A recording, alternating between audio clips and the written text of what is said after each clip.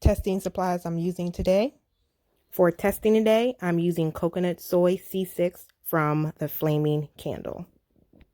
This wax comes in block form, so I'm using a knife to cut it. You can use anything from an ice cream scoop or a cheese grater. I just prefer to use a knife. For testing today, I'm going to use the double boiler method. You can also use a Presto pot, whatever works for you. I find this a little easier since I'm only making one candle, and this is what it looks like a couple of seconds after I put it in the double boiler. As I wait for the wax to melt, I'm going to clean up real quick. It's always important to clean while you're making your candles.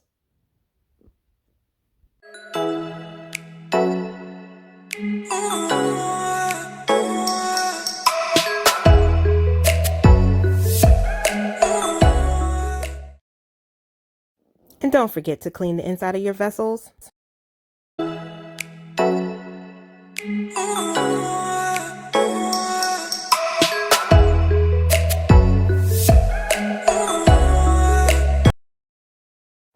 Once your wax is at 185, you want to then measure out your fragrance. I measure mine out in grams, so that's what I'm doing now.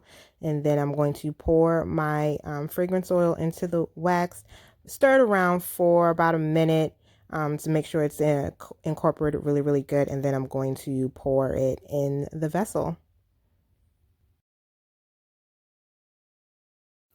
Before I pour it in, I'm also going to take the temp yet again to make sure now the temp drops to about 165 to 160, and then I'm going to go ahead and pour it in a vessel. So you're going to see me taking the temp a few times because I want to make sure that it's going to pour. I'm pouring at about 160 to 165.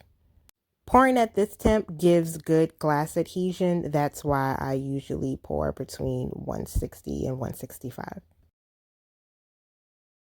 Now that I'm done, I clean everything out with alcohol wipes that I got from Target, wash everything down to make sure that I don't do any scent transferring when I make my next batch of candles with this pitcher. So make sure you just clean everything out, and that's how I clean out my containers.